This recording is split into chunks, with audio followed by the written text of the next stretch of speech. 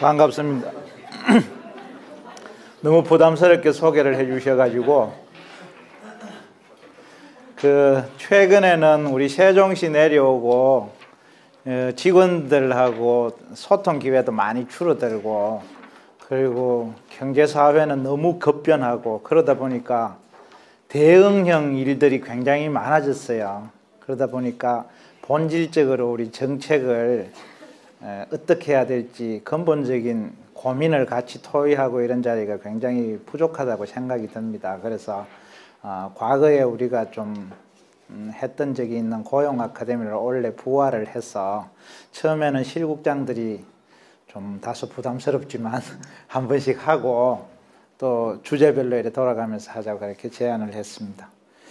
오늘 제가 준비한 거는 지역하고 산업 중심으로 고용정책을 추진할 필요가 있다는 내용인데요. 우리가 사실 고용정책 하는 영역들이 굉장히 넓고 또 실제로 엄청난 일을 해왔고, 또 부분적으로 보완할 것도 있지만 또 사실 큰 성과도 냈습니다.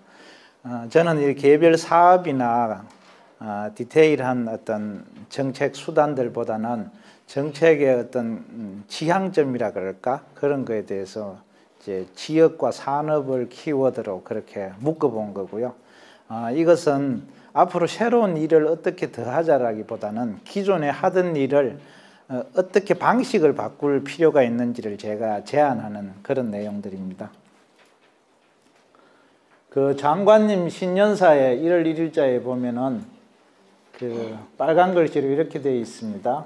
기존의 획일적 접근 방식에서 벗어나 지역 산업 대상별 특성에 맞게 추진하겠습니다.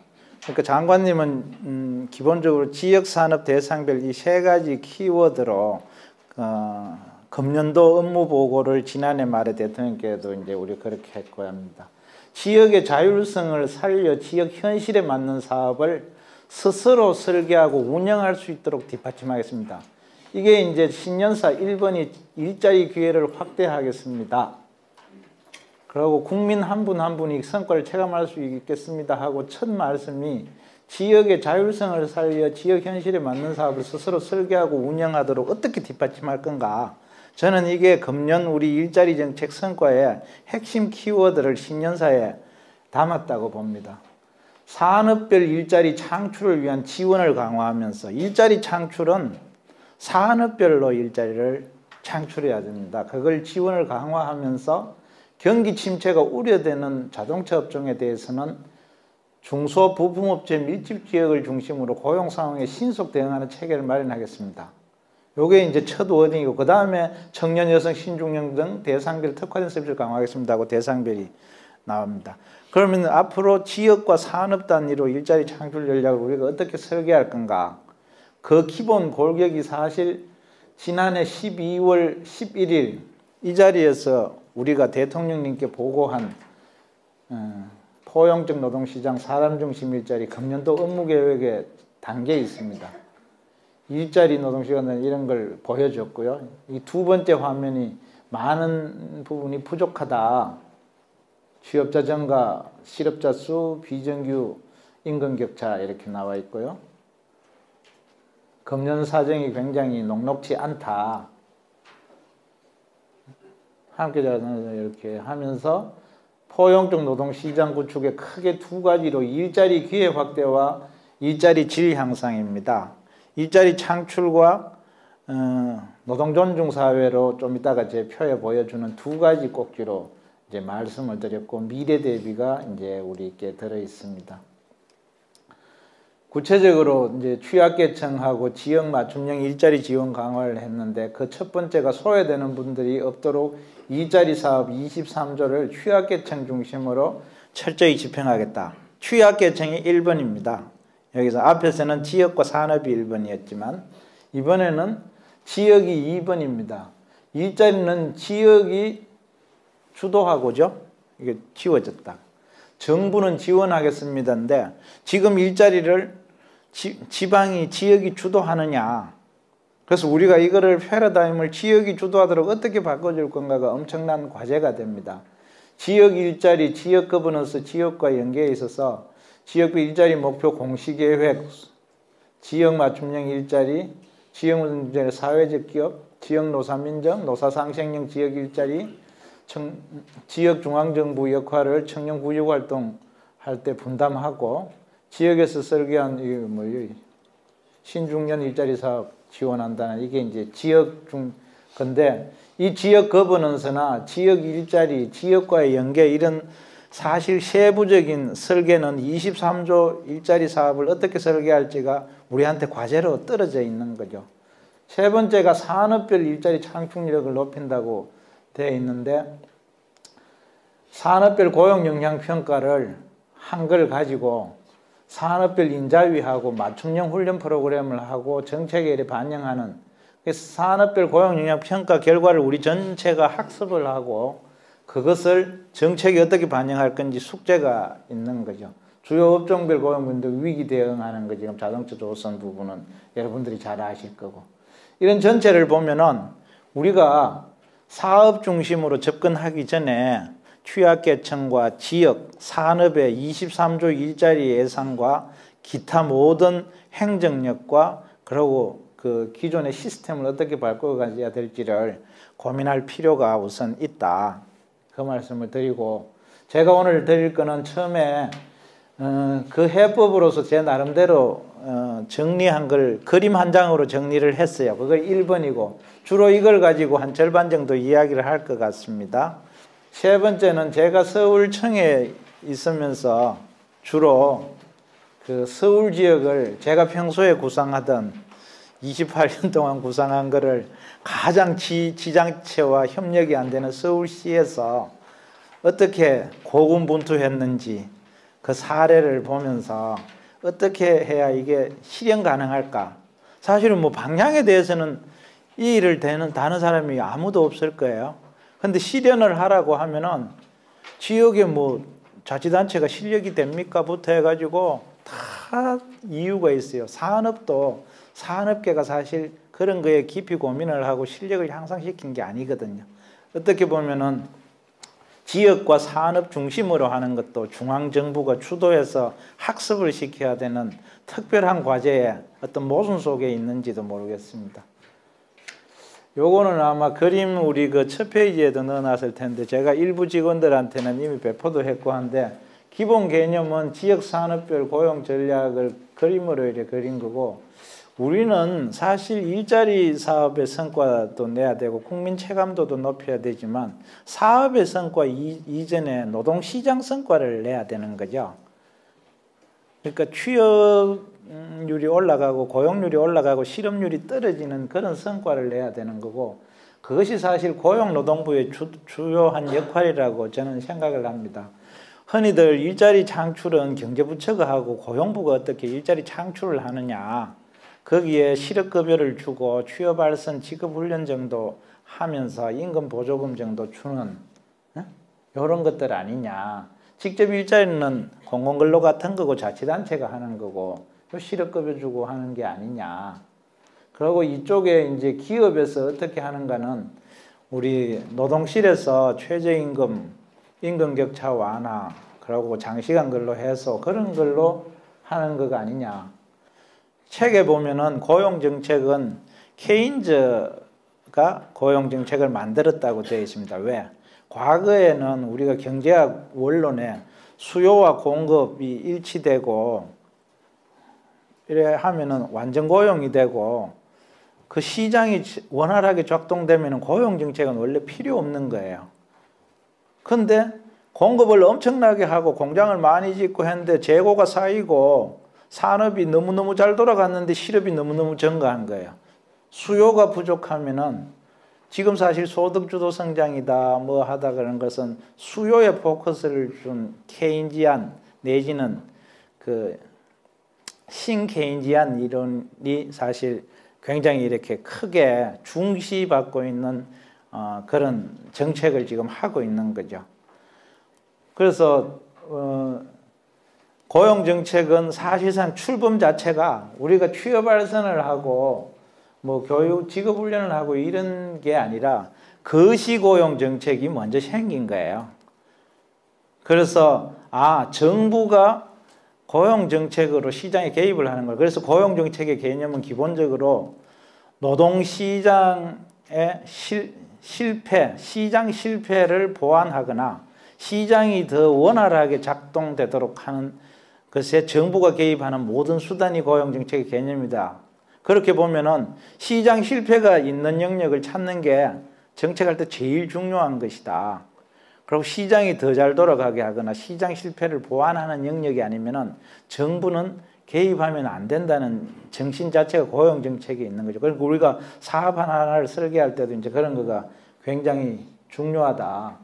그래서 좌우간 그런 의미에서 보면은 고용정책은 총수요를 늘리는 게 1번이기 때문에 그걸 이름하여 거시정책이고 재정에 돈을 푸는 게 1번이고 금융정책 이런 거가 넓은 의미로 광의의 고용정책에 당연히 포함되고 오늘은 그런 것까지 우리가 하는 건 아니고 미시고용정책으로 우리가 소위 말하는 노동정책과 소위 말하는 노동시장정책을 묶은 고용정책을 주로 이제 이야기를 하게 될 겁니다.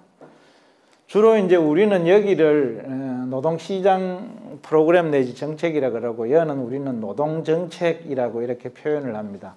우리가 노동자들을 위해가 취업 알선을 하는 것을 기업의 입장에서 보면은 전 기업 텃밭이라고 해놨는데 수요 쪽에 보면은 채용 지원이 됩니다. 근로자에 대한 취업 지원은 기업에 대한 채용 지원이 되고 근로자에 대한 역량 교육 훈련은 기업 입장에서 인재 양성을 도와주는 게 되는 거죠. 그런데 이 괴리가 우리가 우리끼리 취업 알선을 했는데 기업의 사정을 모르면은 취업 알선으로 끝나고 성과가 안 나오는 거죠. 우리가 알선 취업 성과를 기관 평가에 넣었을 때 그것이 각 지방관서에서 우리 직원들이 어떤 식으로 움직이고 성과를 내고 또 성과가 안 나고 좌절하고 불만이 있는지 그 부분은 사실 기업의 채용 패턴하고 밀접한 그래서 텃밭이라는 거죠. 우리가 성과 지표가 이제 기관 평가를 잘 받는 데는 우리끼리 텃밭이 좋다. 그러니까 거기는 어떻게 해도 성과가 난다. 어느 지역은 텃밭이 안 좋기 때문에 해도 안 된다. 그래서 저는 그걸 자갈밭에 씨 뿌린들 어떻게 성과가 나오겠냐. 밑에 이것을 옥토로 만드는 작업을 반드시 병행하는 것이 굉장히 중요하다. 교육훈련도 우리가 소위 말하는 계좌제나 이런 걸 해가지고 열심히 하는 것이 취업률이 낮고 한 것들이 결국은 기업의 인재 채용 패턴하고 연결이 안 될 때는 성과가 날 수가 없는 거예요. 성과나 체감도가 날 수가 없죠. 그거가 결국은 산업 수요 기업이 필요한 훈련 쪽으로 우리가 다가간다고 보고서는 썼지만 실제로 가는데 갈 길이 너무나 어렵고 힘든 거죠. 우리 선배들부터 시작해가 제가 노동부가 오기 전부터 계속 그 보고서는 30년 동안 이어지고 있어요, 사실. 근데 그거 하나를 달성하기가 너무 힘든데 다른 예산을 더 늘리고 평가 지표를 강화하고 한들 정말 성과가 날 건가. 일경험 같은 거, 일학습 병행이나 이런 거 굉장히 사실 중요한데 우리가 그 노동부 내에 일자리 대책하면 취업 알선하고 저 계좌제 뿌리는 걸로 고용센터에서는 굉장히 협소하게 생각하는 경향이 있어요. 사실 근로자의 직무 능력을 향상하고 특히 취약계층이라 그러면은 이쪽 영역이 굉장히 중요한데 여기는 자치단체에서 따로따로 뽑죠. 우리의 장기 실업자 취승표에서도 취업을 못 시키는 실업급여 수급자 이런 사람들을 공공근로 보낼 수 있나요? 거기에 공공 분야에서 경험을 쌓아서 정부 보조금 일자리의 대표적인 게 이건데 사실 여기에 보조금 일자리보다 이거는 100% 보조금 일자리잖아요.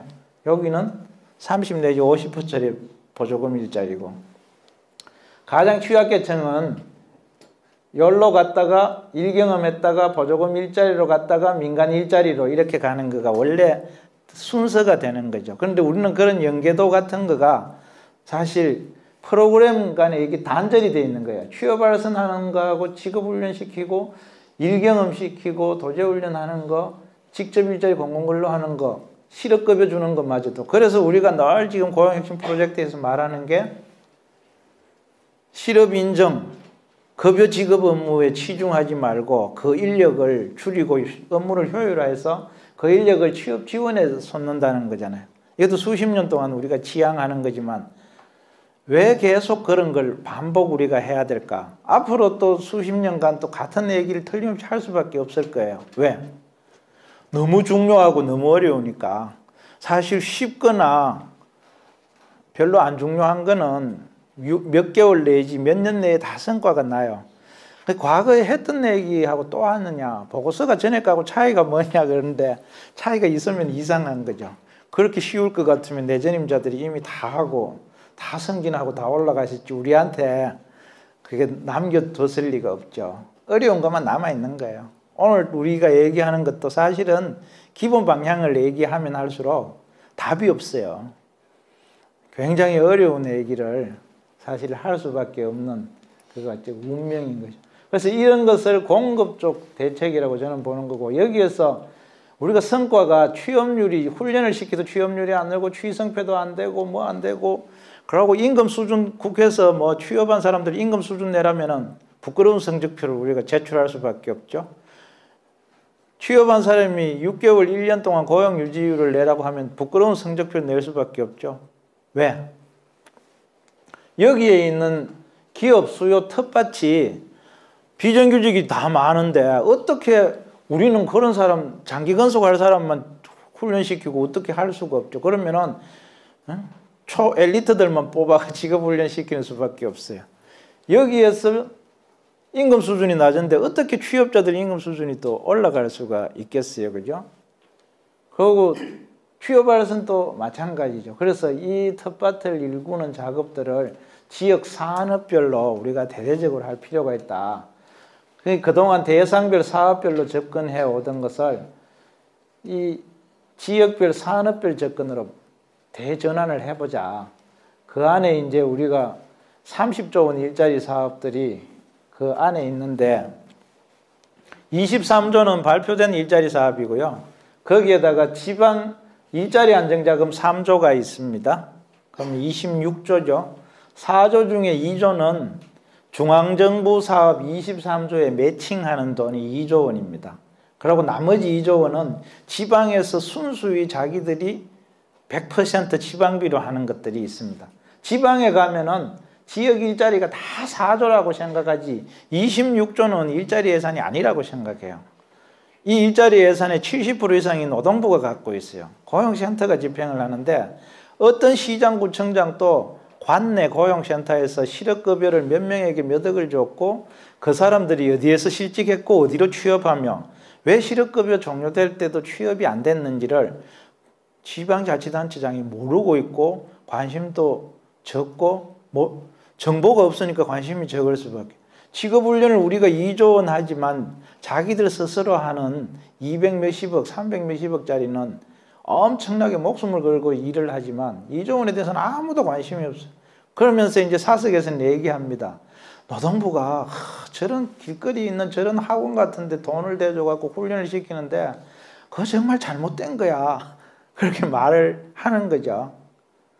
고용센터만 하더라도 고용복지 플러스 센터가 우리가 상당히 의욕을 가지고 이래 했지만 지역별 편차가 있지만 많은 지자체에서는 자기들하고 무관하고 노동부가 하자니까 도와줬다고 생각을 하지 거기에서 같이 뭔가를 하자고 생각하는 경우는 사실 굉장히 적어요. 그러니까 노동부 스스로 고군분투하는데 그러니까 우리가 노동부 직원들이 너무 힘드는 거예요. 본부에서 혹시 이 26조를 제대로 잘 집행을 못할까? 그 중에 70% 일자리 안정자금까지 하면 한 80%가 노동부께 되겠는데요. 19조 정도가 노동부 것 같아요. 20조. 26조 중에 19조 내 20조가 노동부인데 일터혁신, 교육훈련혁신 뭐 이런 걸 하는데 여기 업무가 한수화 써놨습니다만 장려금 관련 업무가 최근에 많아서 그런데 사실은 우리가 이거 모든 것을 하기 전에 업무 간소화부터 본부가 엄청난 성의를 보이고 대대적으로 해갖고 가시적인 성과를 우리 직원들한테 지방의 동료들한테 보여주지 않으면 고용실에서 뭔가 내려보낸다는 게 참으로 염치 없는 일이다. 이렇게 생각할 필요도 있다고 저는 생각을 합니다. 자, 그래서 저는 이 업무 간소화하고 우리의 일의 방향을 지역 산업별로 어떻게 구체적으로 실현할 수 있는지 그 노하우를 제가 생각하는 모든 지혜, 그간의 경험을 담아서 전수하는 것을 목표로 삼습니다. 왜? 지역산업 중심으로 해서 성과를 낸다는 것은 말로 해서는 단 한 발자국도 나갈 수 없을 만큼 엄청나게 어려운 과제이기 때문에 제가 퇴직하기 전에 해야 될 게 딱 하나가 있다면은 이게 아닌가 전 나름대로 정의를 하고 첫 주제도 그렇게 한 겁니다. 자, 그런 것들이 지역 산업별로 뿌려져야 된다. 대상별 사업별로 뿌려질 때는 체감도가 없다. 저는 표현을 이렇게 합니다. 갈증이 난 사람한테 물을 한 방울씩 줘갖고 체감도가 있겠냐. 큰 컵으로 벌컥벌컥 세 컵을 들이켜 마셔야 되는데 그걸 지역 산업 중심으로 들여다보고 거기에 수백 가지 일자리 사업들이 그곳에 한꺼번에 꼭 필요한데 집중적으로 퍼부어질 때 그건 성과가 날 수 있다. 그 노동시장 이론에 그 이중 노동시장 이론이 있죠. 우리나라가 대표적으로 보면은 이중 노동시장 구조가 굉장히 고착화되어 있다. 비정규직 많고. 이중 노동시장의 정의가 뭡니까? 노동시장이 두 개라는 건데 두 시장 간에 사람들이 왔다 갔다 하기가 어려운 게 이게 이중이에요. 두 개라도 자기 맘먹는 대로 이동이 자유로우면 이중이 아니죠. 두 번째는 왔다 갔다 하기가 어려운데 노력을 해도 왔다 갔다 할 수 없다. 이게 두 번째예요. 노력이 뭐예요? 교육훈련의 성과가 나타나지 않는 것. 취업지원의 효과가 나타나지 않는 것. 노동시장 프로그램, 고용센터에서 아무리 열심히 해도 성과가 안 나타나는 게 이중노동시장이에요. 그 두 가지 개념을 보면은 우리가 노동시장 프로그램을 굉장히 열심히 해도 성과가 낮을 수밖에 없는 것은 이쪽을 어떻게 바꾸는가에 있다. 여기에 임금 격차가 줄어들어야 교육훈련을 6개월짜리 시켜도 취업의 가능성이 높아지는 거죠. 이 격차가 너무 크면 최소한 12년, 그래서 우리나라 대학 진학률이 높은지도 모르죠. 12년 배운 걸로는 안 되고 16년 플러스 알파 해야 취업이 괜찮은데 취업할 수 있기 때문에 대학을 무조건 가야 된다고 생각을 할 수 있다. 왜? 대기업이나 공공부문 일자리 비중 말고는 그 격차가 너무 크기 때문에 우리는 대학을 적게 가도 되게 하려면 그 격차를 줄이는 것이 더 중요하지 우리가 대학을 안 가도 됩니다. 홍보를 강화하거나 혹은 거기에 무슨 지원금을 준다고 해서 성과가 나타나지는 않는다는 거죠. 그러니까 이중 노동시장 구조를 혁파하는 것이 지금 우리가 말하는 최저임금을 올리고 노동시간을 단축하고 비정규직을 줄이는 임금과 근로시간과 고용 형태를 정상화시키는 작업이 노동존중사회고 우리가 보통 일자리 창출은 이쪽에서 이루어지는 것이지 여기서 사실 일자리 창출이 이루어지기는 어렵잖아요. 그래서 우리가 일자리 창출과 노동존중 두 가지를 캐치프레이즈로 걸고 금년도 업무보고를 한 거는 엄청나게 사실 중요한 이슈를 고용노동부가 하고 있고 그것이 두 개가 따로 가서는 절대 성과가 날 수 없다. 노동과 고용이 같이 반드시 움직일 수 있도록 해야 된다. 그렇게 하려면 지방에는 고용센터가 있고 감독부서들이 있는데 사실 이게 굉장히 이질적으로 움직이고 있어요. 같이 모여갖고 뭐 서로 얼굴도 잘 모르죠. 지역협력과를 과거에 고용센터에 이렇게 배치해놨다가 기관장 직속으로 바꿨는데 그 중요한 이유 중에 하나가 지역고용 문제를 고용센터 소장에만 맡기지 말고 근로감독부서, 산업안전부서 이 텃밭을 직접 규율하는 부서하고 같이 기관장이 움직여야 이중노동시장 구조 하에서 일자리 정책의 성과가 난다. 그래서 지역협력과장을 그쪽으로 했는데 오히려 그러다 보니까 지금은 지역협력과장은 어디에도 소속되지 않는 그런 제3의 지대가 된 듯해요. 왜? 고용센터 소장은 같은 직급이고 저 독립된 부서인데 불러가 일시키기 어렵죠. 기관장은 지방의 청장들은 매일 아침에 노동 상황 보고를 받습니다. 저기 웃는 사람이 가운데 한 명 있네. 제가 그래서 왜 노동 상황만 보고하냐, 고용 상황은 누가 보고하냐, 취업지원팀장이 와서 매일 아침 고용 상황을 보고하라고 했더니 저 배명순 사무관이 그때 서울청 취업지원팀장이었죠. 저는 그래서 항상 두 개를 같이 받고 항상 같이 움직이게 했어요. 그리고 노동 상황도 그 분규 중심으로 보고해서는 사실 의미가 없고, 그거는 제일 어떻게 보면 말초적인 현상이고, 그 전에 지방에 노동 쪽에 서울에서 임금 격차가 제일 심한 골목이 어디야? 서울에서 비정규직 문제가 제일 심각한 구청이 어디야? 어떤 업종이 동대문이 더 심해? 남대문이 더 심해? 그거를 사실 노동 쪽에서 고민을 해야 되는데, 우리가 감독관들이 사건에 매몰되다 보니 그거를 할 수가 없죠. 그래서 상황이나 과장들이나 이런 분들이 그런 고민을 하도록 자꾸 많은 걸 했습니다. 이중 노동 시장 구조에서는 성과가 날 수 없다는 것을 얘기를 했는데, 사실 지금 노동 존중 사회에서 표방하는 최저임금을 인상해가 임금 격차를 줄이거나 비정규직을 줄이거나 노동 시간을 줄이는 이 세 가지야말로 우리 쪽 입장에서 보면은 드디어 노동 시장 프로그램의 성과가 날 단초가 마련되고 있다. 한편으로는 기업들이 너무너무 어렵고 힘들지만 그 이면을 말을 뒤집어 보면은 이제는 뭔가 변화가 올 수도 있겠다. 그 고착화된 이중노동 시장에 그런 희망을, 그러니까 한쪽에는 그 부작용에 대해서 우리가 일자리 예산이나 일자리 안정자금으로 치유를 강력하게 하면서, 한편으로는 변화된 노동시장 환경에 맞춰서 이제는 외국인을 굳이 안 쓰고 청년을 뽑으려고 기업이 그럴 수도 있겠네. 인건비가 비슷하고 어차피 규제가 심하니까. 그리고 청년들도 이제 임금 격차가 줄어들고 노동시간이 줄고 하는 갈 수도 있겠네. 그런 생각이 들면은 우리의 일자리 사업의 성과가 나타날 조짐이 사실 보이기도 한다. 저는 그렇게 생각합니다. 구체적으로 보면은 인재 양성 같은 경우는 채용 지원부터 볼까요? 우리가 기업에 채용 지원하는 대표적인 프로그램은 뭔가요? 서울청 사례에 제가 언급해놨는데, 우리 채용 대행 서비스라고 있어요. 그죠? 그리고 채용 박람회가 있어요. 구직자에 대해서는 취업 컨설팅을 해도 인사 담당 불러가지고 채용 컨설팅은 잘 못하죠.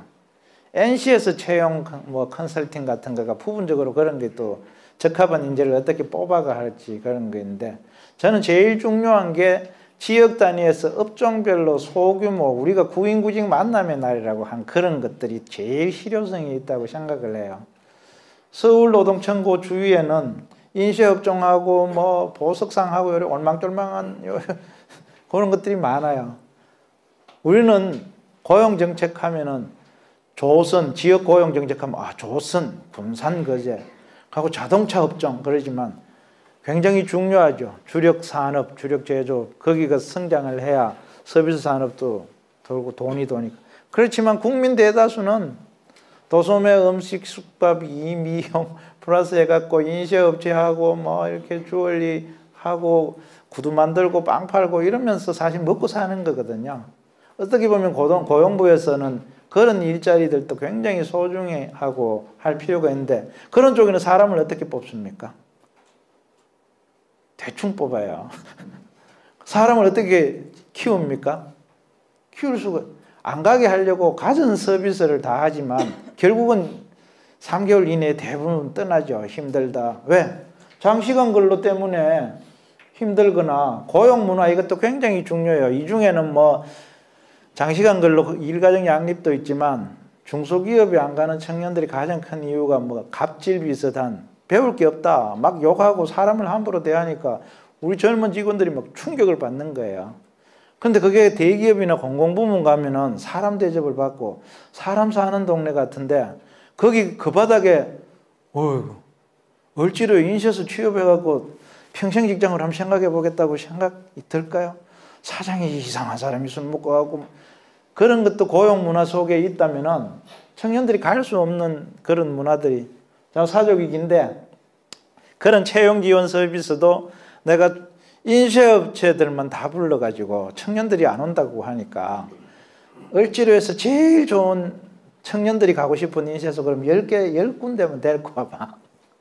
그러니까 인쇄협회, 공업협회하고 얘기해서 있대요. 고용보험 다 들고 아주 제일 좋은 데가 간단해요. 조건이 고용보험 가입하고 근로계약 체결하면은 아주 훌륭하다. 최저임금 지키고 그게 기초노동 질서예요. 요거를 지키는 기업에서 조금 더 나가면 갑질까지 안 하면서 노동시간도 줄이고 일가정 양립도 하는 고용문화 개선. 근로계약 안 쓰고 고용보험 가입 안 하는 데는 이걸 얘기할 수도 없어요. 그런데 우리는 사실 많은 기업들이 서울 지역의 78% 기업이 근로감독 나가면 노동법을 어기고 있어요. 물론 사소한 것도 있지만 서면 근로계약도 한 30~40%가 제대로 안 쓰고 있어요.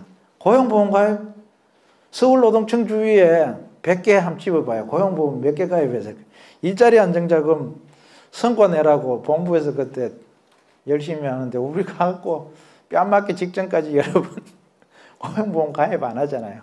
최근에 40만 명, 50만 명씩 피보험자 증가하는 자, 그게 현실인데 우리가 어떻게 취업 발전을 하고 장려금으로 성과를 낼 수 있겠냐. 인재 양성 좀 가려면은 기업 규모가 있어야 되는데 지금 도제훈련 참여하는 10,000개 기업 있잖아요. 내가 보니까 우리나라에서 기업에서 인재 양성에 관심 갖는 거는 도제훈련에 참여하는 기업 수만큼 지금 안 들어온 기업 중에도 관심이 있는 데가 있을 테니까 한 1~2만 개밖에 없을 것 같아요. 그걸 어떻게 기업 스스로 인재 양성에 관심을 갖게 할 건가 이런 것을 우리 일자리 사업 30조 원이 그런 텃밭을 가꾸는데 활용될 필요가 있다. 그게 이제 제가 그림을 그린 취지고요. 굳이 이 고용노동부 밑에 지방노동청이라고 한 거를 우리가 흔히들 지역 고용이라 하면은 지자체 자율성 그냥 지자체에 묻지 않고 돈 주면 된다.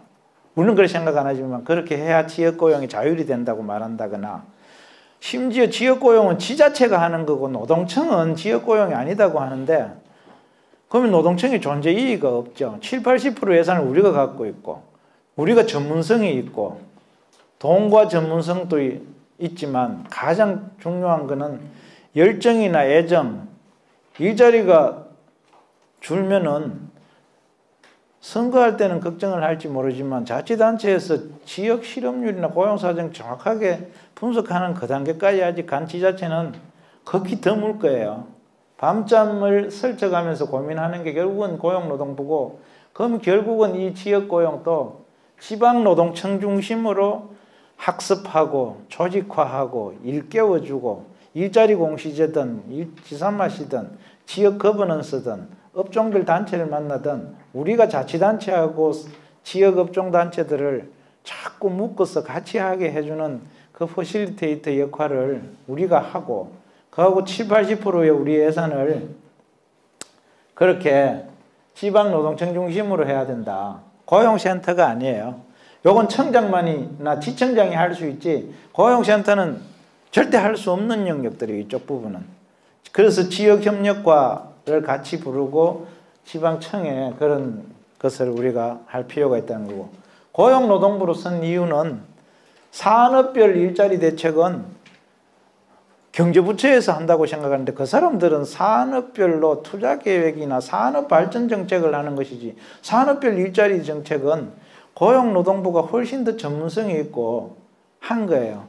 투자만 되면 자동으로 일자리가 생길 거라면 일자리 정책을 굳이 할 필요는 없어요. 사실 산업정책만 하면 일자리가 생긴다면 일자리 정책의 여지는 제로가 되는 거죠. 그러니까 일자리 정책, 고용 정책의 영역에서 산업을 들여다보는 것은 아까 말한 우리 고용 역량 평가가 대표적으로 산업별로 똑같은 성장을 할 때 어떤 경우에 일자리가 더 생기고 덜 생기는지를 보는 거예요. 성장을 하고 이거 하면 일자리가 절로 생긴다는 그걸 누구를 못해. 그거는 이제 국가 전체 경영을 할 때는 당연히 그것이 고용정책으로서 재정정책이나 투자정책이나 금융정책이 필요하지만 우리가 미시적으로 들여다볼 때 산업별 고용정책과 전략은 고용부가 각 부처를 불렀다가 야 이렇게 하면 안 되고 그러면은 임금 격차가 심해서 생길 수가 없지 않느냐. 그렇게 해가야 된다는 의미를 합니다. 지금부터는 이제 주석서를 보면서 그동안 제가 말했던 것 중에 빠진 것을 확인하는 작업을 하겠습니다. 우리 노동시장 제도, 노동법이나 노사관계의 노동실에 하는 거와 노동시장 프로그램들이 이렇게 있고요. 이거 다 설명을 했습니다. 고용정책과 노동정책이 결합이 돼야 되는데 이런 것은 지역산업이라는 필드를 통해서 결합되고 추진돼야 된다. 고용의 양, 요거는 주로 고용의 양에 관심이 있고 요건 고용의 질에 관심이 있는 거죠. 그런 것을 개선할 필요가 있다는 걸 했고, 아까 노동 수요 아까 프로그램 이게 텃밭이고 이게 공급인데 고용 노동 정책은 우리 산업 기업 내에서 도대체 그 자원들이 어떻게 움직이는지, 그래서 원하청 관계 뭐 그런 얘기도 많이 하지만 교육, 복지, 사실은 교육 정책하고 노동 정책, 복지 정책하고 우리 노동 정책이 하나로 움직여야 되는데 우리 교육 훈련이 성과를 안 나는 것은 우리가 졸업한 학생들을 중심으로 하는데 학교에서 산업 현장이 필요한 그에 오리엔티드 안 된 교사나 커리큘럼으로 학생들이 입시 위주로 배워온 학생들을 우리가 3개월, 6개월짜리 계좌시 훈련으로 업무 역량을 올린다는 건 사실 굉장히 어렵잖아요. 근데 현장에 가면은 특성화거나 전문대의 그 교육 훈련 구조를 고용센터하고 사실은 커리큘럼을 확 바꿔줘야 돼요. 그게 NCS를 중심으로 한, 제가 NCS 이름을 하지 말고 직무능력 표준으로 하자고 했는데 자관 직무능력에 기초한 커리큘럼이 되도록 같이 작업을 하는 것, 그런 교육하고 연계가 굉장히 중요하고, 복지하고 연계가 필요한 것은 우리가 고용복지 플러스 센터의 성과를 내고 우리 실업부조를 도입하고, 사실 4차 산업혁명이다, 이중노동시장 구조다 할 때 앞에서 말한 그 많은 예산 중에 제일 중요한 게 소득 보존지도 몰라요. 시장의 자유를 많이 주면은 거기에서 더 많은 실업자들이 나올 수밖에 없고, 그러면은 재원을, 복지 쪽 재정을 노동부 내에서도 실업급여나 실업부조 관련된 재원들을 파격적으로 더 늘려나가는 게 사실 굉장히 중요한 것 같다. 이거 이제 저출산 이중노동시장 구조에 대해서는 설명을 많이 했는데, 우리 성장 없는 고용, 고용 없는 성장 이런 표현을 하는데, 사실 동일한 성장 하에서 일자리를 어떻게 더 만들어내는 것가 고용정책이지, 성장을 통해서 고용을 만든다는 것은 엄밀한 의무에서는 정확한 고용정책은 그거는 거시고용정책인 거죠. 그죠? 그래서 우리가 동일한 성장에서 저성장 국면에 진입하잖아요. 고령화나 지금 생산인구 감소가 보면은 그 작년부터 본격화가 되고 있는데, 책에 보면 그렇게 되어 있어요. 인구가 주는데 소비층이 줄죠. 인구가 줄면은 이 노동시장의 공급 인력도 두는 이 두 가지 측면이 있는 거예요. 취업자가 인구가 주는데 어떻게 취업자를 늘릴 수가 있어? 고용률은 작년하고 뭐 별 차이가 없어. 그렇지만 옛날처럼 3, 40만이 안 늘릴 수가 없어. 말하는 건 뭐예요? 생산인구 감소는 노동력 공급 쪽이 줄어드니 어쩔 수 없다는 거고, 이 말도 맞아요. 그럼 노동 공급이 줄면 생산이 줄죠? 그럼 성장률이 떨어지겠죠. 이게 공급 쪽으로 접근하는 거고. 그렇게 말할 때 누구는 그래요. 야, 사람이 그럼 줄면은 취업자 증가도 줄지만 실업자도 줄어야지. 왜 실업은 늘고 취업자 증가폭만 준다 그러냐. 그럼 이제 설명이 안 되는 거예요. 그럼 이쪽 수요 쪽을 봐야 되는데, 수요 쪽은 우리 젊은 층 인구가 줄면은 젊은 층이 소비하는 모든 수요가 주니까 저성장 국면에 빠지고, 거기에 일자리에 폭탄을 맞아가 실업이 엄청 증가하는 거예요. 고령화가 되면은 보건, 의료, 요양시설 같은 데 지금 일자리가 폭증하잖아요. 그리고 자동차 같은 것도 지금 생산 연령 인구가 젊은 사람들이 차를 사지 뭐 65세 이상 고령자가 차 살 일이 뭐 있어요. 운전도 못 하는데 이제 나도 좀 있으면. 그러니까 이제 그런 식으로 수요가 위축되면은 실업이 오히려 증가하는 거죠. 그러니까 인구 감소가 처음에 시작하면 생산 가능 인구가 감소하면은 공급 쪽 요인이 더 크면은 실업이 줄어들어야 되는데 수요 쪽 요인이 더 강력하게 지금 오기 때문에 실업이 지금 늘어나는 형국에 있고 일본 같은 경우는 생산 가능 인구 감소하고 7년까지는 실업이 계속 증가했다. 그리고 20년까지는 똔똔이로 해가 구조조정을 이루다가 20년 후는 지금 20년이 지나고 난 뒤에 청년 인력난 때문에 난리잖아요. 취업률 100%예요. 생산 인구가 인력난에 허덕이는 거죠. 뭐 그런 수순을 바란다는데 우리는 7년, 20년이 아니라 3년, 10년 정도로 단축될지도 모르겠다. 절반으로 뭐 그런 전망도 하니까. 참 그런 것들이 우리 상황에서는 굉장히 중요하죠. 자, 우리 그 성과를 못 내는 그런 프로그램들이 뭔가 다 이야기한 겁니다. 공급자 중심으로 했고 대상별 접근은 한계가 있다. 텃밭이 좋아야 되고 노동정책하고 연계돼 가지고 해야 된다는 거고 무엇을 해야 되는가는 이제 구체적으로 제가 부분적으로 얘기를 했지만 기본 방향은 기존에 해오던 사업별 접근을 풀포기 보고 나무 한 그루 풀포기 하나 보고 접근하던 걸 지역과 산업 중심으로 중범위로 접근할 필요가 있다. 또 기존에는 우리가 노동존중사회가 어떻고 뭘 어떻게 하는 노동시장 유연성이 어떻고 하는 거는 너무나 거시적인 거고 산 전체를 보고 구름 위에서 정책을 하는 것과 같으니까 지역과 산업 중심으로 중범위로 우선 내려가서 일자리 문제를 파악을 하자. 업종 단위로 일자리 문제를 말할 수 없거나 지역 단위로 일자리 문제를 말할 수 없다면 진단할 수 없다면 해결하기가 되게 어려울 거다. 지역 산업의 노동시장 제도, 노동시장 프로그램이 어떻게 스며들고 있는지. 그러니까 23조 예산을 집행하는 사람들은 어느 관서에서 몇 등 했다고 보기 전에 어떤 업종에 이 돈이 가갖고 어떤 업종에는 이 돈이 가니 성과가 나는데 어떤 업종은 성과가 안 나네. 그리고 돈이 아예 안 가네. 서울노동청 자료에 그걸 상세하게 해놨는데 고용보험 가입률이 낮은 데는 당연히 일자리 예산이 안 갑니다. 고용보험 가입률이 낮은 업종은 대부분 취약계층이 몰려있는 데예요. 그리고 대부분 영세 소상공인들이나 영세 기업들이 몰려있는 데예요. 그러면 정책은 있는 사람들끼리 돈 걷어가 있는 사람들끼리 뿌리는 것이지 그 밑에는 사각지대라구나. 우리가 거기에 돈 주는 적도 없고 걷는 적도 없고 그 사람들이 유일하게 노동부에 오는 날은 잡혀오는 날 근로기준법을 위반하여 옛날에는 철책상 앞에 앉아서 진술조서 받는 것 말고는 노동부하고 상관이 없다.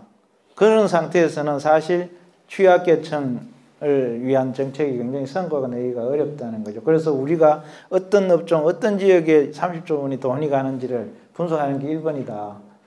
본부와 지방간서가 함께 해결을 해야 된다. 어떻게 보면 이 함께라는 표현이 저는 제일 중요한 것 같은데요.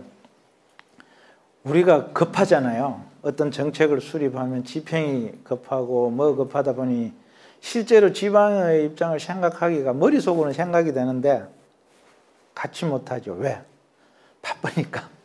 이제 그런 것들이 지방에서는 함께 하지 않는다는 생각을 갖게 될 수 있지 않냐. 그래서 함께하는 그런 것들이 지방과서 지자체 등과 협의해서 노동시장 프로그램이 지역의 산업에 충분히 공급되도록 해야 되고 본부는 지방간서가 모니터링한 지역별로 산업별로 일자리 문제 자기들이 보면 뒤에 뭐 제가 주얼리하고 인쇄업종 이런 것을 해놨지만 우리는 큰 업종만 생각하지만 그 작은 골목골목 하나하나에 그 건의사항들이 다 뜻깊은 게 많아요. 그걸 중앙단위 회의체 등을 통해가 청와대 회의 때도 우리 장관님 얘기하고 국무회의 때도 얘기하고 경장에서도 얘기하고 그걸 가지고 산업별로 동일한 성장하에서도 산업별로 일자리가 생길 수 없는 이유 그리고 앞으로 이렇게 하면 더 잘 되는 이유들을 찾아가지고 그것을 대책으로 내놔야 체감도가 있을 거다. 지금 그냥 이래 돈 얼마 더 하고 뭐 이렇게 뿌려서는 사실 우리 산업별 고용 대책은 조선업 말고는 지금까지 없었죠. 건설업이 사실은 더 일찍이 산업별 대책을 했는데 성공했던 소리를 한 번도 들은 적이 없죠. 건설이나 조선 쪽의 산업별 고용 대책의 우리의 성과는 뭔가요?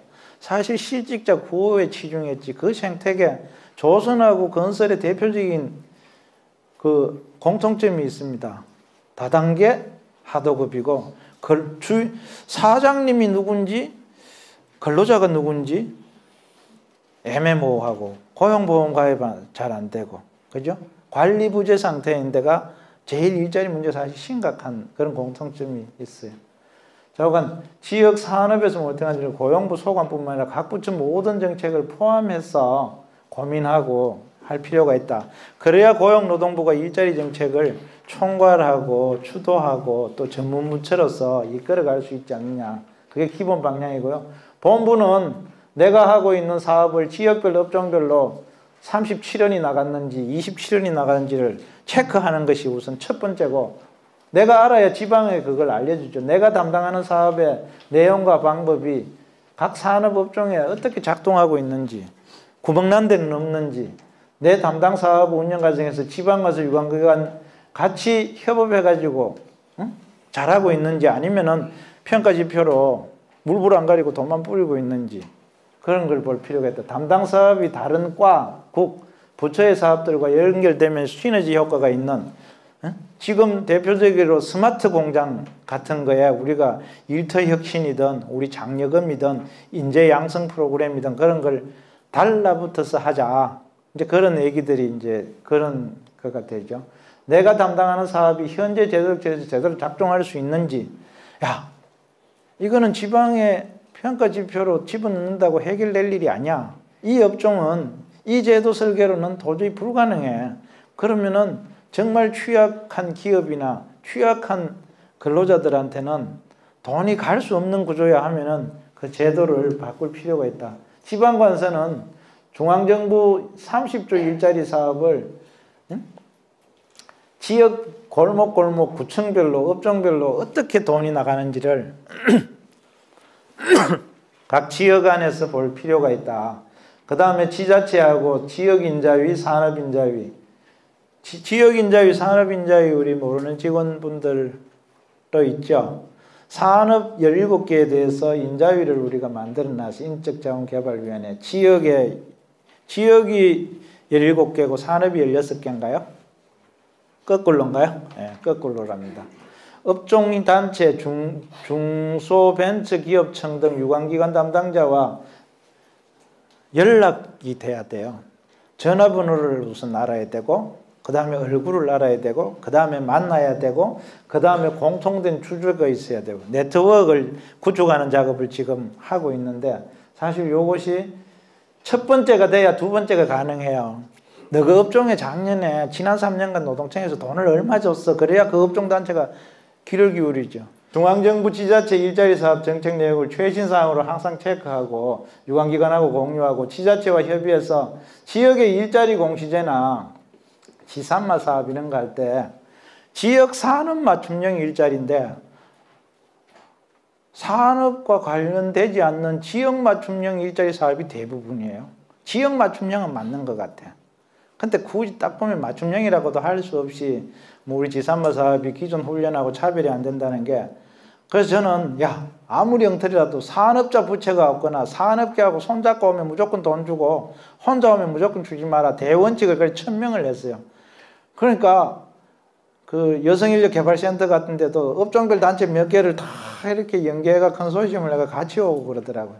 우선 그렇게만이라도 해서 업종 단위로 한 발씩 다가갈 수 있도록 하고 일자리 공시제도 지역에서 사실 우리가 평가하고 포상하고 시상 때문에 관심이 굉장히 많은데 그걸 지방노동청에서는 몰라요.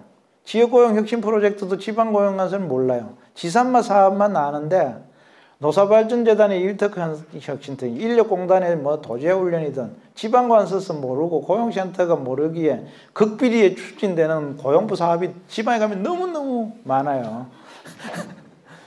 좀 그런 것들을 지자체하고 협의하고 타부처 사업까지 다 할 수 있도록 지방에 정보 제공을 많이 하고 기관장이 고용과 노동부터 엮고 꾀를 내서 작동 원리를 찾아가도록 지방관서가 하는 게 되게 중요하다. 실현 방법은 본부 지방관서 앞으로 이제 지역협력과장 정례협의회를 해갖고 매달 지금 이제 제가 하고 있는 게 이거고요. 그리고 포럼을 지역 단위로 전문가들이나 그 대표 선수분들이 계세요. 그분들이 지방에 가서 지자체 공무원들이나 노동청 직원들은 정기인사 이동되면 또 다 바뀌고 연속성이 없어지니 그분들이 각 지역 단위로 퍼실리테이터 역할을 해서 이 지역과 산업 중심으로 일자리 정책을 한다는 개념을 전파하는 포럼을 해가 같이 운영을 하고, 이건 따로따로 하는 게 아니고 같이 운영을 할 겁니다. 그리고 우리 연구기관 3개, 고용정보원의 지역 일자리 모니터링 하는 게 있고 30조 원 일자리 사업 모니터링 하는 게 있어요. 노동연구원의 산업별로 고용 영향 평가하는 팀이 있어요.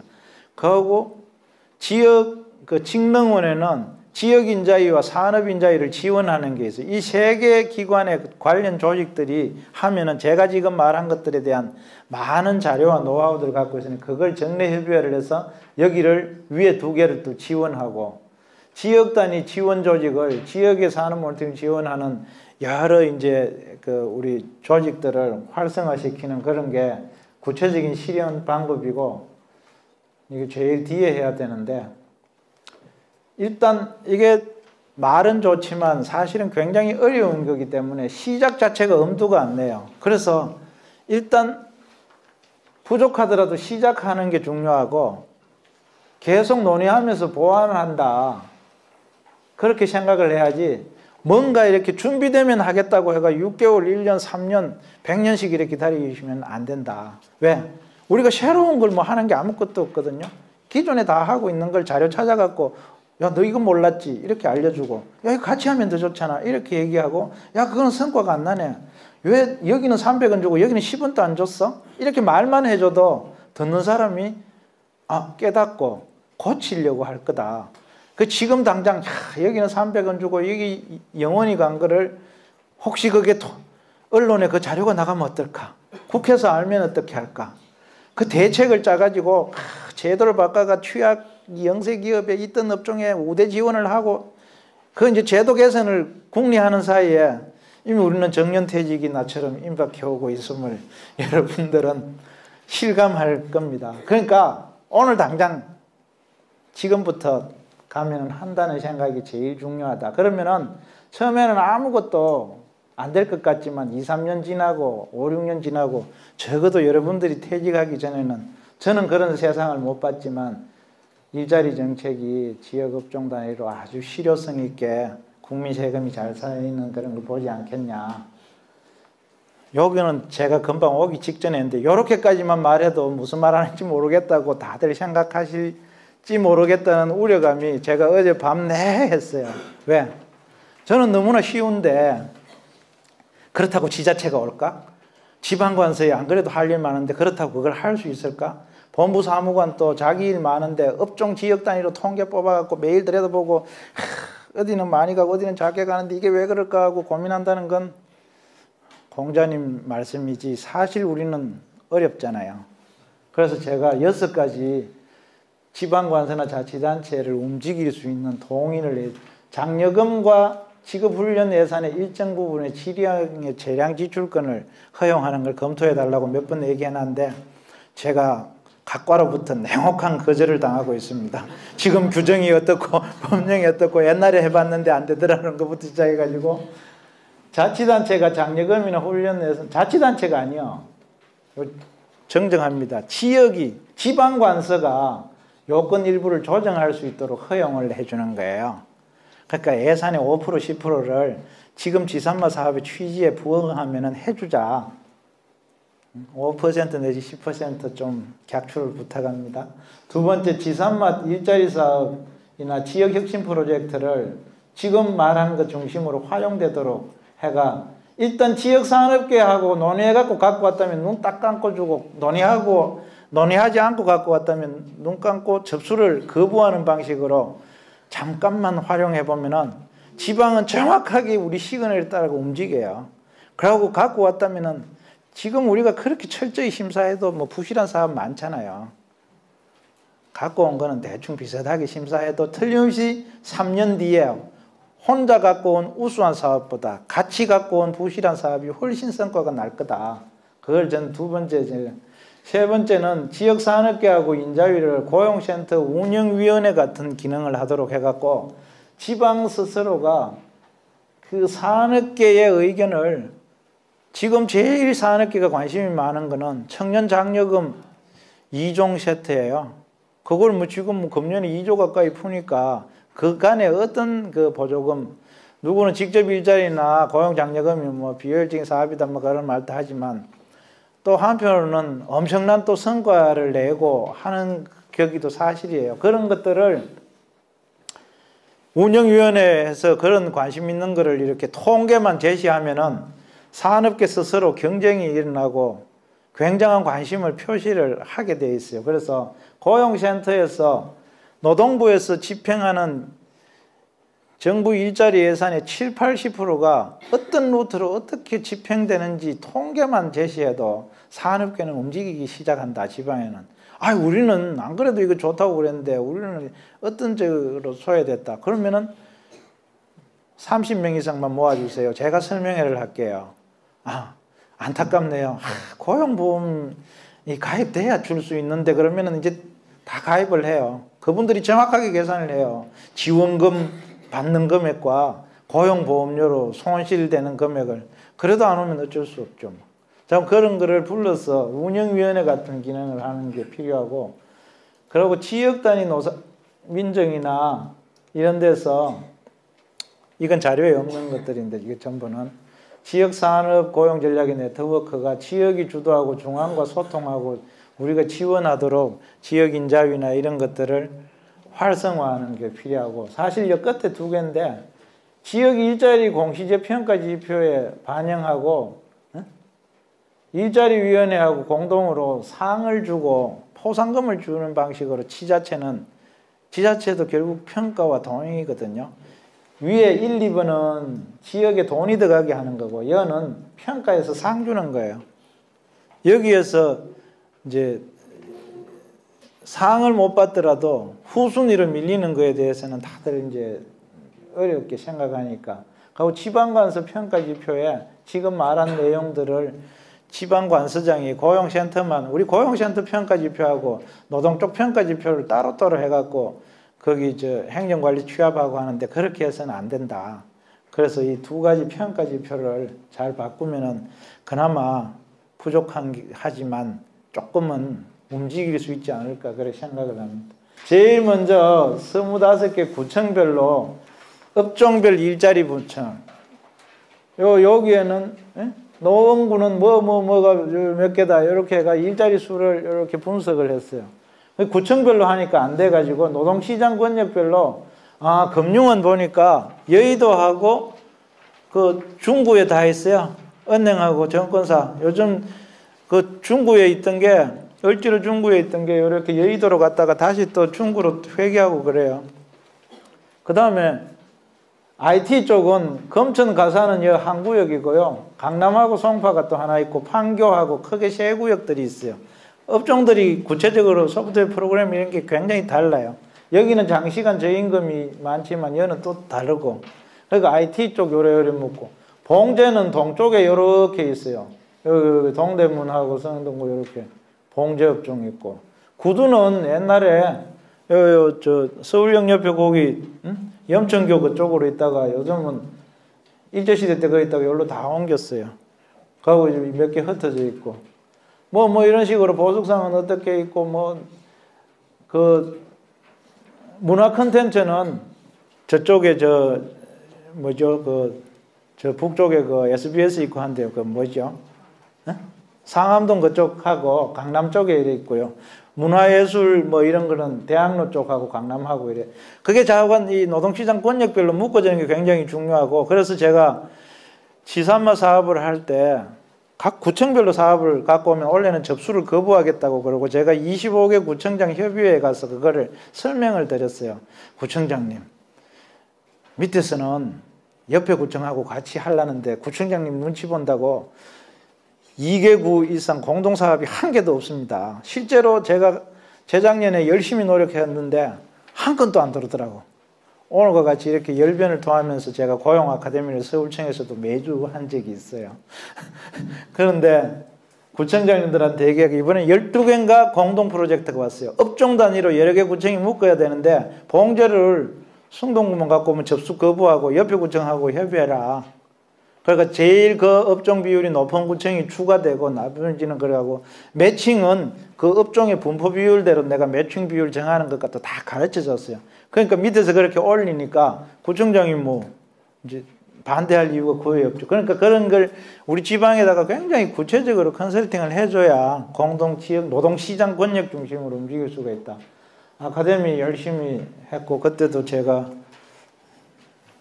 그 교장 역할을 하면서 수시로 운영에 개입하고 했습니다. 핵심 과제 선정을 이 관련 자치구하고 이제 업종을 제일 먼저 도시제조 몇 개 쭉 쓰고 고용노동 현안이 뭐다, 핵심 과제가 뭐다, 유사사업 목록이 뭔가 하면은 우리가 지역의 업종별로 접근하는 거가 어렵게 생각하지 지방에 가면 다 있어요.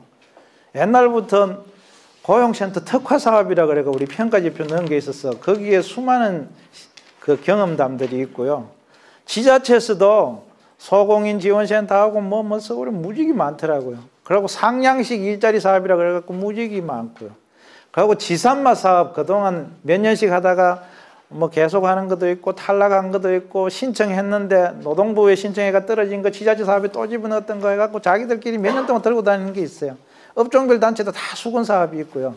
일자리 공시제 사업도 들춰보면은 재개발 나라는 게 너무나 많아요. 공통점이 있어요.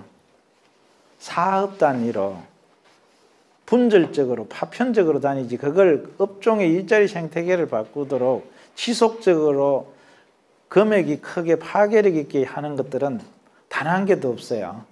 그래서 지역 일자리 사업을 업종 단위로 묶어주는 그래서 유사 사업을 목록을 내가 다 적어내라고 했더니 구청에 새로 발령받은 8급 공무원들도 이걸 보고 다 사업 프로포즈를 작성할 수 있는 거예요. 여기에 그때 선정했던 그 사람들을 불러갖고 회의 딱 한 번 하면은 그 지역에서 무슨 일을 해야 될지 우리보다 훨씬 잘 알아요.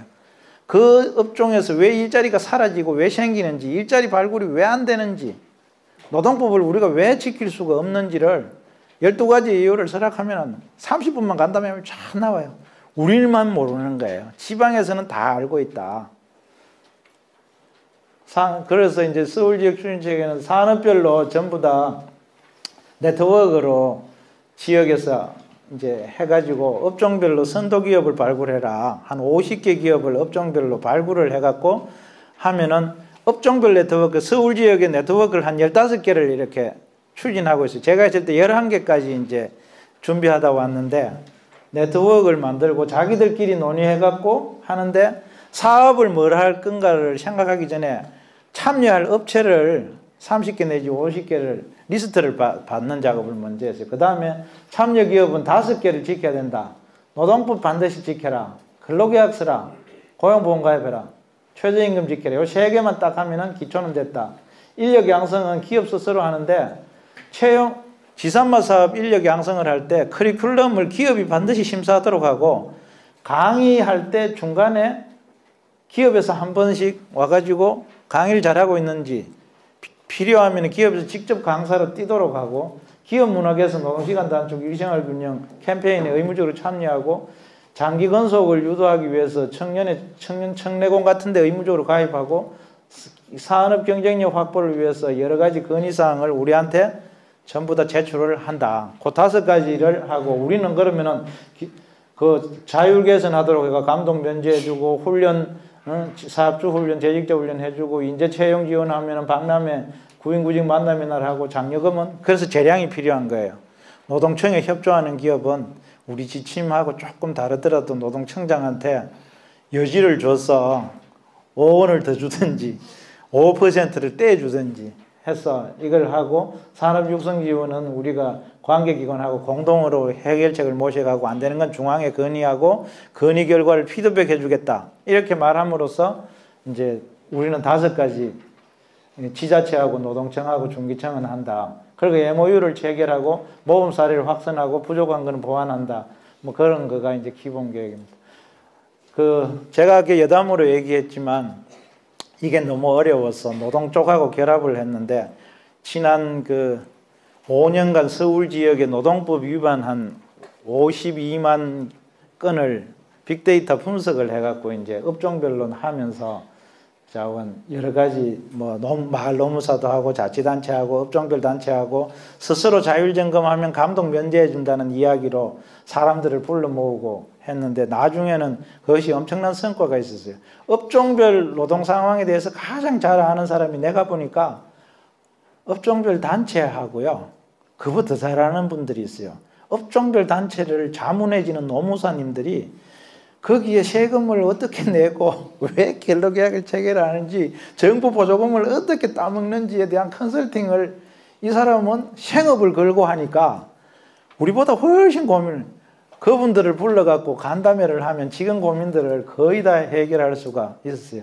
자원 근로계정 자율지원하고 뭐 노사지원 컨설팅하고 했는데 자율점검표를 보냈고 제가 46만 개 사업장 중에 35만 5천 개의 청장 레터를 다 보내고 개도문을 보냈어요. 그래가 2,500명의 그 매주 목요일 설명회에 참여했고요. 유튜브도 우리 감독관이 하나 찍어갖고 뭐 3만 개 조회하고 18,000개 기업이 근로감독 면제 받으려고 자율점검표를 제출했다고 합니다. 신고 사건이 처음으로 서울청이 모르겠어요. 직원들이 잘해서 그런지 우연히 그래 됐는지 전국의 모든 노동청이 다 전가했는데 서울청만 감수했는데 우리 감독관들이 난리가 났어요. 계도를 너무 열심히 하면은 적발을 못하고 그러면 기관평가가 꼴등이 된다고 해서 우리 모두 꼴등을 각오하고 열심히 하자고 내가 달래는데 참 많은 시간이 걸렸는데 나중에 직원들이 다 고맙게 생각한다고 그리고 지금 열심히 하고 있는 걸로 알고 있습니다. 마지막이 왔네요. 제가 그 10년 전부터 늘 하던 말인데 우리가 굉장히 지금까지 중요한 이야기를 했다고 생각합니다. 그렇지만 우리는 인간이기 때문에 중요하지 않은 일에 마음이 늘 끌려요. 중요한 일은 안 하고 덜 중요한 일을 하고 싶은 우리 마음 세 가지가 동의하시는지 189페이지에 있습니다. 이 책. 목표가 명확하지 않다. 명확한 목표가 없으면 중요한 일과 중요하지 않은 일을 구분할 수 없다. 우리가 이걸 해야 된다고 생각하지만 지금도 내가 장차관님 전화 오면 그게 더 중요할까요? 내가 생각하던 게 중요할까요? 기관에서도 지방에서 아무리 중요하다고 했지만 기관평가가 더 중요할까요? 지역산업 단위로 일자리 생태계 바꾸는 게 더 중요할까요? 목표가 불분명하고 그러면 누군가가 갑자기 다가오는 대응해야 되는 일에 우리가 집중하가 마음이 홀릴 수밖에 없다. 두 번째는 하기 쉽고 즐겁다. 중요한 건 하기 어렵고 즐겁지를 않아요. 잘난 척하는 것 같고 그래서 우리 못하게 돼요. 중요하지 않은 일도 나름대로 그럴듯한 의미를 갖고 있고 대부분 하기 쉽고 즐거움도 있다. 지침에 있는 걸 열심히 하거나 기관평가에 열심히 하면은 처음에는 이거 아닌데 싶대도 하다 보면 좀 재미가 있어요. 그리고 칭찬도 듣고요. 나중에 상금까지 받으면 완전히 엄청나게 잘한 걸로 착각을 하는데 평가 지표하고 포상금 제도를 그래서 폐지를 해야 돼. 세 번째는 이유를 제공해 준다. 밤새도록 덜 중요한 일을 하고 중요한 일은 우리 후임자한테 넘기고 나면은 그 새벽에 퇴근하면 흐뭇하고 중요한 일을 피하면서도 열심히 살고 있다고 자신을 변명할 수 있는 근거를 기관평가 고득점을 추구하면서 우리는 항상 변명의 여지를 줘서 너무 재미있게 설명해서 저는 그랬던 것 같아요. 여러분들은 안 그러겠지만 우리가 중요한 일에 실행을 위한 행동공연등 기법 세 가지인데 목표와 관련된 일들은 어려운 정도에 따라 순서를 매기고 지금 한 것 중에 가장 쉬운 것부터 오늘 하고 이렇게 쉬운 것부터 순서를 매겨서 한다. 싫으면 언제든지 그만둔다고 생각하면 본전인데 시작도 안 하면 아무것도 안 돼요. 이렇게 하면 성과가 날까? 지자체가 움직일까? 기관장들이 또 뭐라고 할까? 또 갑질한다고는 하지 않을까? 막 머리가 안 되는 이걸 했을 때 부작용이 36가지가 막 순식간에 쫙 스치는데 가능한 한 가지만 있으면 일단 내지르고 하기 싫으면 중간 때려치면 돼요. 그래서 제가 늘 하는 말이 내가 하는 일을 다 하려고 생각하지 말고 우선 동의되고 수용되는 것만 하고, 동의 수용까지는 안 되지만 A를 갖출 필요가 있을 때는 신용만 하고 이런 식으로 하면은 언제든지 그러고 그만두고 가장 쉬운 일부터 하다가 자기가 이해되고 자기가 동의되고 하고 싶은 만큼만 한다는 그 마음을 편히 먹어야 중요하고 어려운 일을 도전하지. 중요하고 어려운 일을 그렇게 쉽게 또 얼렁뚱땅 우리 몇 명이 모여서 특강함 듣고 일사불란하게 할 것 같으면은 제주님 저들은 왜 안 했을까? 그러니까 어려운 거예요. 어느 순간 생각보다 마지막이에요. 그래 하다 보면 자기도 모르게 엄청난 일을 하고 있는 자신을 보고 깜짝 놀라게 된. 전 서울청 직원들이 실제로 나중에 우리 아카데미에 있을 때 처음에 5명이 왔어요. 제가 석 달 동안 저거를 사업주 노동법 특강, 필수 노동법 사례 중심으로 자료도 만들어놨고 다 했는데 개강을 안 하는 거예요. 석 달 동안 하자고요. 계속 검토 중이고 업종별 단체에 공문도 보내고 자료를 더 만들고 몇 명이 올까, 시청장님이 저래 관심이 많은데 또 3명밖에 안 오면 우리 어떻게 하고 걱정을 다. 한 명만 와도 돼요. 좋아. 그리고 어느 날 4월 1일 날, 야 이번 주 목요일에 무조건 해라 그러니까 이제 난리가 난 거예요. 그 했는데 몇 명 왔어? 감독관들이 아는 사업주한테 부탁해가 5명 그 뒤에 가을 되니까 자리가 없어가지고 막 100 몇십 명, 200 몇십 명 우리가 수 내려가고 하고 했는데, 그걸 보고 직원들이 처음에는 청장이 참 이상한 사람이라고 생각했는데 나중에 가을 되니까 어느 날 보고 깜짝 놀라시더라고요. 여러분들도 틀림없이 깜짝 놀랄 날이 있습니다. 그렇게 하려면은 열심히 잘할 생각하지 말고 아주 쉬운 것부터 아무거나 한번 내질러 보고 하기 싫으면 때리친다는 자세로 하면은 고용정책에 엄청난 성과가 있으리라고 봅니다. 경청해 주셔서 감사합니다.